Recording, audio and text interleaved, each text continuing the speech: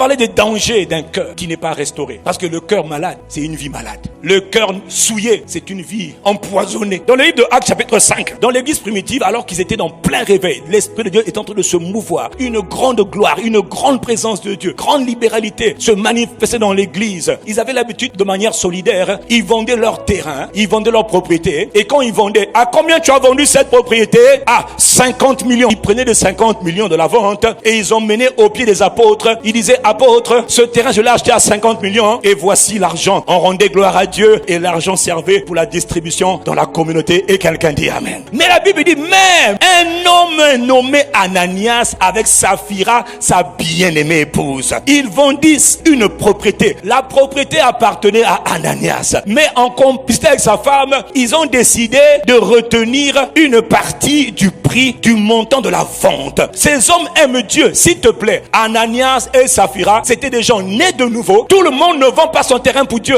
Il y a trop de pingres parfois dans nos églises. Mais Ananias aime Dieu vraiment. Mais il a un problème. Ananias n'est pas conscient que là, il y a un problème dans son âme. Il vend ce terrain à 50 millions. Et il retient une partie. Et il va dire à Pierre, j'ai vendu le terrain à 25 millions. Mais pourquoi tu dis pas la vérité? Ananias, tu es quoi ton problème? Ananias aime Dieu. Mais il a un problème. 1. La cupidité. 2. Le mensonge. Ah, c'est un petit péché. C'est vrai. Mais quoi que dans le péché, il n'y a pas de petit, il n'y a pas de grand. Un péché, ça reste un péché. Alors il apporta le reste. Trop de frères apportent les restes à l'église. Vêtements, les restes. Nourriture, les restes. Argent, les restes. Alors que Dieu veut qu'on apporte la plénitude. Bien aimé, Dieu n'est pas le Dieu des restes. Dieu, c'est le Dieu de l'abondance et de la plénitude. Ça, c'est une culture satanique d'apporter les restes à Dieu puis de garder le meilleur à la maison. Non. Pierre lui dit, rempli de l'esprit, le Seigneur lui révèle que le gars vient de mentir. Pour toi, ça a l'air de rien. Il y a des moments où on ne blague pas avec Dieu. Pourquoi Satan a-t-il rempli ton âme au point que tu montes au Saint-Esprit? Cet argent-là, Ananias, c'était ton argent.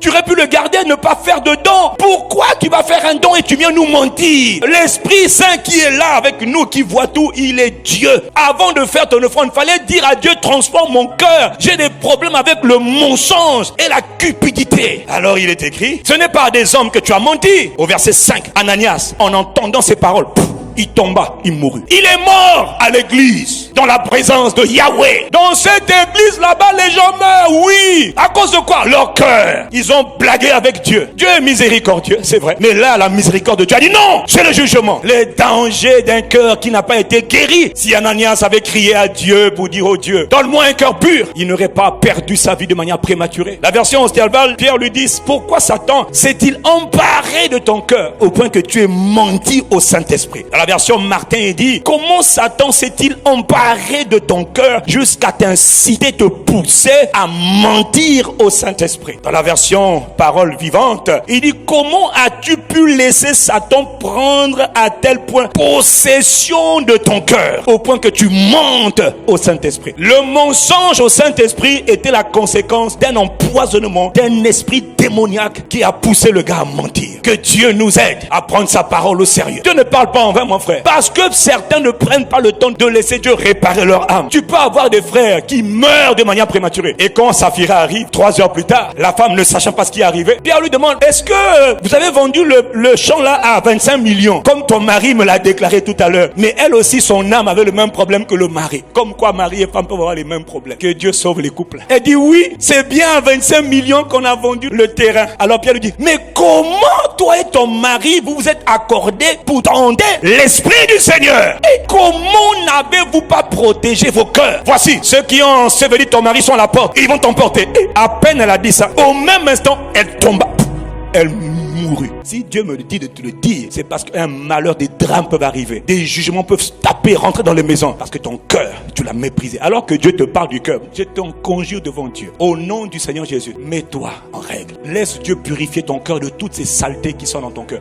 Va méditer sur ces passages. Prends ça au sérieux. 2 morts, monsieur, madame, meurent dans la présence de Dieu. Et s'il te plaît, après avoir fait une offrande. Un autre cas, le roi Saül, premier roi d'Israël. Israël demandait un roi, Dieu a donné Saül. C'était un homme de rien. bien. Dieu dit, je veux manifester ma gloire dans la vie de cet homme. Le fils de Kis, un gars beau. Le gars, il connaissait rien. Le gars, c'était un peureux. Le gars était un ignorant. Mais Dieu dit sur toi, je manifeste ma gloire. C'est-à-dire, je viens te distinguer. Je fais de toi le chef de mon peuple. Et c'est ainsi que, comme Dieu l'avait dit, Saül est devenu roi d'Israël. Alors, Dieu, 1 Thessaloniciens 1 Samuel 15, Dieu dit à Saül, Saül, les Amalécites ont fait beaucoup de mal à mon peuple. Il dit, Saül, va, lève-toi et va détruire les Amalécites. Quand Dieu a dit, détruis les œuvres du diable, c'est là que tu ne dois pas te retenir, tu dois les... Si tu ne les détruis pas, elles te détruiront. N'épargne personne. Parce que ce peuple est le peuple du diable. Tout ce qu'ils ont est souillé. Tue les animaux, tue les femmes, tue les hommes, tue tout. Ils sont l'incarnation du mal. Dieu dit à Saül, ne touche rien de peur que tu ne touches toi-même au mal. On détruit les œuvres du diable. Quand je te parle de prier pour le cœur, détruis ces semences sataniques de peur que ces semences dans ton âme te détruisent un jour. Alors Saül va prendre son armée, il va détruire. Mais Saül a un problème. Lui aussi il est élevé. Au lieu d'être élevé et de dire à Dieu, Seigneur, tu m'as élevé, je viens m'abaisser. Seigneur, donne-moi le cœur humble, parce que je sais que quand on est levé, ça va prendre la tête, ça va me créer des problèmes si mon cœur n'est pas travaillé devant Dieu. Saül n'a pas fait ça. Et ils vont attaquer les Amalécites. Et quand ils attaquent les Amalécites, ils ont détruit seulement ce qui était misérable, tout ce qui était méprisable, tout ce qui était chétif, tout ce qui était inutilisable. La Bible dit au verset 9, ils ont appliqué la parole de Dieu de manière partielle. N'applique pas la parole de Dieu de manière partielle. Quand Dieu donne un ordre, respecte l'ordre que Dieu t'a donné. S'il te dit pardonne, pardonne. S'il te dit aime, aime. S'il te dit préserve-toi, préserve-toi. S'il te dit ne couche pas, ne couche pas. S'il te dit fuis l'impudicité,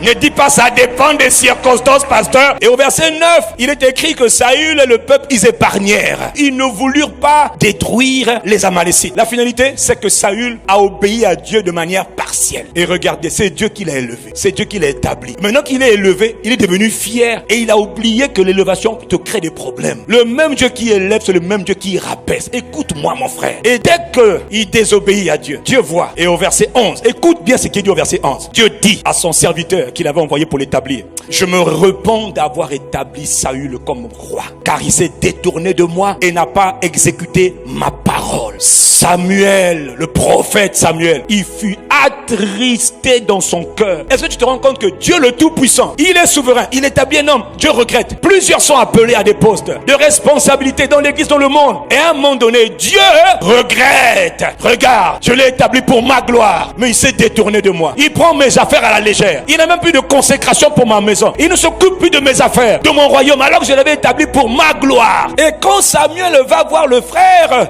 que Dieu a établi, il dit, homme de Dieu, il ment, il est malade, plein d'orgueil. Et le pire, c'est que quand il a épargné les Amalécites, après avoir désobéi à Dieu, le gars part se faire un monument. Oh, il va construire une stèle en son honneur, alors qu'il vient de désobéir à Dieu. Et Dieu lui a dit, comme tu as refusé ma parole, je te vomis, parce que toi tu m'as vomi en premier. Mais tu étais encore petit quand Dieu t'a pris, mais tu n'as pas traité l'orgueil dans ton âme. Mon frère, dans la vie, faut pas bien commencer, faut bien finir.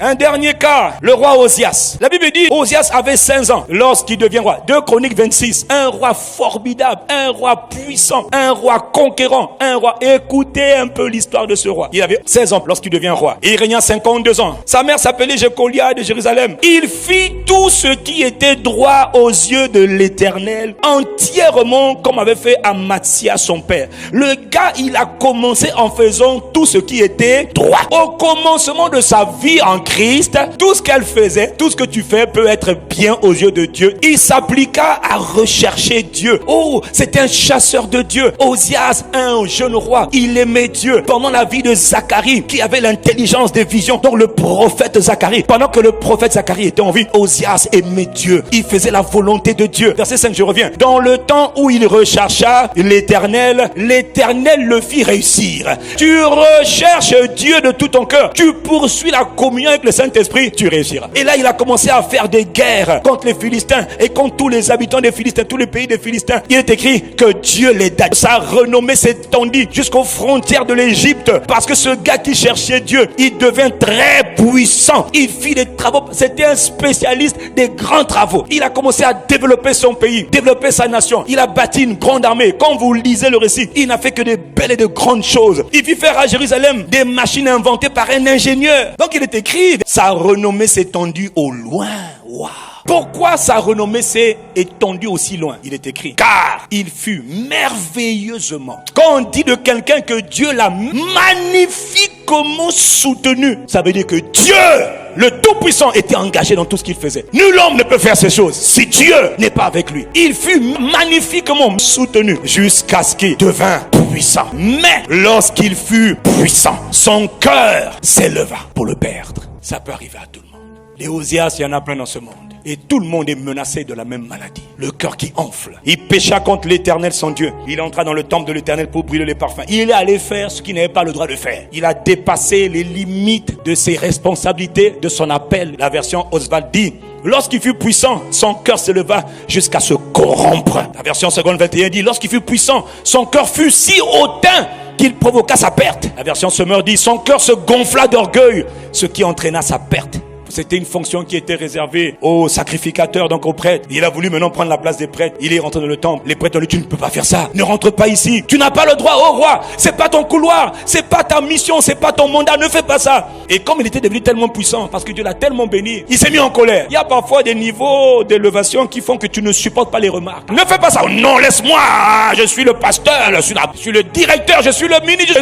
Je suis. Alors la Bible dit: la colère s'empara d'Osias. Mais dès qu'il s'est mis en colère, il a déclenché le jugement de Dieu. La lèpre éclata sur son front. Quelle tragédie. Une lèpre spirituelle vient sur tous les hommes que Dieu a élevés, qui ne peuvent pas s'abaisser devant Dieu. Au verset 20, il dit: parce que l'Éternel l'avait frappé. Comment Dieu qui soutient un homme peut frapper l'homme qui soutient? Parce que l'homme n'a pas fait attention à son cœur, à son âme, quand la gloire se manifeste. Le roi Osias fut lépreux jusqu'au jour de sa mort. Et il demeura dans une maison isolée comme lépreux. Il fut exclu de la maison de Dieu.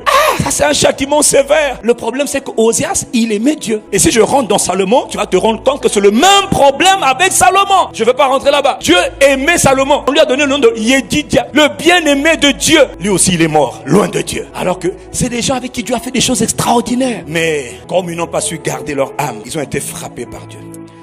Mon frère, ma soeur, Dieu sait qu'on a tous des problèmes. Mais Dieu veut que chacun, chaque jour, ait un cœur pur. Et quand tu vois que le cœur a été rendu impur par des choses que tu as entendues, que tu as vues, reviens devant Dieu pour dire: Seigneur, je demande pardon parce que j'ai laissé rentrer dans mon cœur ces pensées impures. Purifie-moi par le sang de Christ. Je suis impur par rapport aux femmes. Je suis impur par rapport aux hommes. Je suis impur par rapport à l'argent. Je suis impur par rapport au mensonge. Je suis impur par rapport à l'adultère. Je suis impur par rapport aux calomnies. Je suis impur par rapport aux disputes. Je suis impur. Seigneur, j'emmène mon cœur devant toi. Aide-moi. Oh Dieu, crée au moins un cœur pur. Parce que le mauvais cœur là que tu as aujourd'hui peut te tuer demain.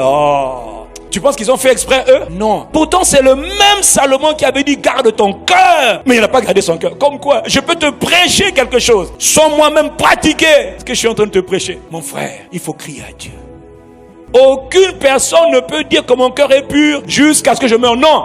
Jusqu'à ce que tu meurs, il faudra que tu gardes ton cœur chaque jour. Des matraquages du diable. Et comme c'est subtil, tu ne te rends pas compte. Ce que tu vis avec les gens peut salir ton cœur, peut empoisonner ton cœur. Que ce ne soit pas ton partage.